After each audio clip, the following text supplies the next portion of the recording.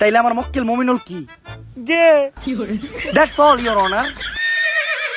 Your honour, Mominul তাহলে ওদিন রাত্রে আমার বাসায় কি করতে আসছিল? কথা তো যুক্তি সম্পূর্ণ।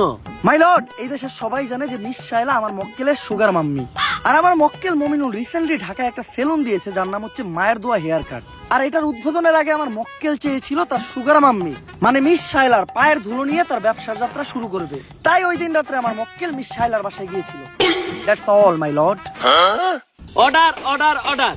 পর্যাপ্ত সাক্ষী ও প্রমাণের ভিত্তিতে এই কোর্ট প্রিন্স মমিনুলকে অসম্মানের সাথে খালাস করলো এবং অপর পাশের বাদী মিস শাইলাকে শিশু নির্যাতন মামলায় যাবজ্জীবন কারাদণ্ডে দণ্ডিত করা হলো।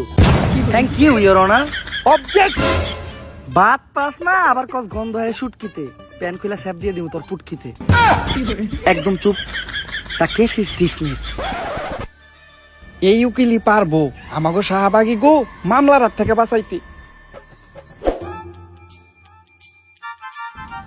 স্যার সেই কেস লড়ছেন স্যার, আমি আপনার বিগ ফ্যান। থ্যাংক ইউ, কিন্তু তোমাকে তো চিনলাম না, তুমি কে? আমি একজন ব্যাড অ্যাক্টর বেডি ওরফে শাহবাগী। স্যার আমাদের শাহবাগীদের গায়ের গন্ধে একজন ক্যামেরাম্যান মারা গেছে। সারা বাংলাদেশে শাহবাগীদের নামে মামলা হয়েছে, তাই আমি চাই স্যার আমাদের কেসটা আপনিই লড়েন আর আমাদের শাহবাগীদের এই মামলায় থেকে উদ্ধার করেন। আমি অন্যায়ের পক্ষে আছি। যেহেতু শাহবাগীদের কেস, তাই আমি লড়বো আর ওদেরকে জায়গা মতো ভরবো। বাত পায় না গন্ধ হয় শুটকিতে, প্যান খুলে স্যাপ দিয়ে দিব গোপুটকিতে।